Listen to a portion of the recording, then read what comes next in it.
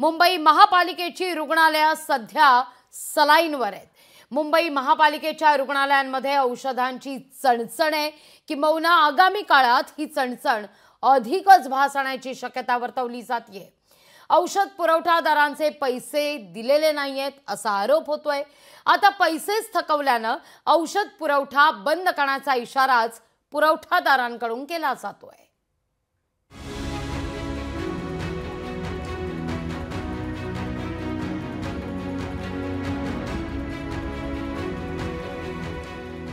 बीएमसीची रुग्णालय सलाईनवर।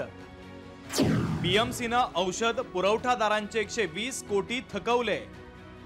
औषध पुरवठा बंद करण्याचा पुरवठादारांचा निर्णय। मुंबईतील रुग्णांचे हाल होण्याची शक्यता।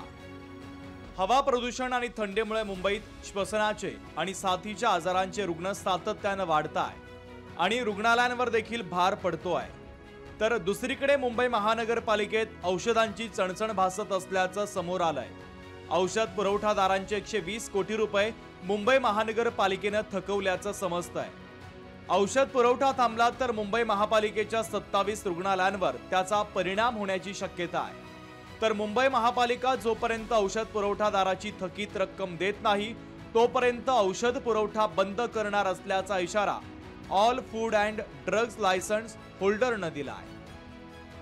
अब हम आगे की सप्लाई जो है वो 13 तारीख के बाद हम बंद करेंगे और अगर जब उसके पहले अगर बीएमसी हमारे पैसे रिलीज करने के लिए स्टार्ट कर देती है या हमें कुछ स्ट्रांग जो चीजें हैं आश्वासन मिल जाता है और हमें लगता है कि यस हमारी बात जो है सुनी गई और हमारे पैसे रिलीज होना स्टार्ट हुआ है तो हम डेफिनेटली अपना जो है सप्लाई जो है वो रिज्यूम जो है वापस से कर देंगे। लेकिन हमें एक कंफर्मेशन चाहिए बीएमसी से कि वो हमारे पैसे कब और कैसे लौटाएंगे। दरम्यान औषधांची देयकं का थकलीत हे पाहूयात। वितरकांचे तब्बल 120 कोटी रुपये थकले आहेत।